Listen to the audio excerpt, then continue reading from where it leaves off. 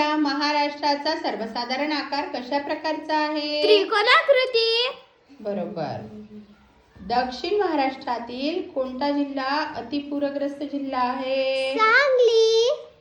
बरोबर. 1 मे 1960 रोजी महाराष्ट्रात किती जिल्ह्यांचा समावेश झाला आहे? 26. बरोबर. महाराष्ट्रातील कोणत्या जिल्ह्याची निर्मिती 1 मे 1999 रोजी झाली? हिंगोली. बरोबर. महाराष्ट्रातील पश्चिम घाट व पूर्व घाट हे कोणत्या ठिकाणी एकत्र आलेले आहेत? निलगिरी. बरोबर. सह्याद्री पर्वत हा कोणत्या दिशेने पसरलेला आहे? उत्तर दक्षिण. उत्तर दक्षिण. बरोबर. हिमालय पर्वतात कोणता खडक प्रामुख्याने आढळतो? पाताळी खडक. पाताळी खडक. महाराष्ट्र राज्याचा प्रमुख जलविभाजक कोणता पर्वत आहे? सह्याद्री पर्वत. सह्याद्री पर्वत. बरोबर.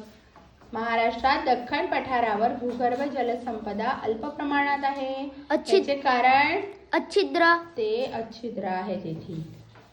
महाराष्ट्राने भारताचं किती क्षेत्रफळ व्यापलं आहे? 9%. 9%. बरोबर.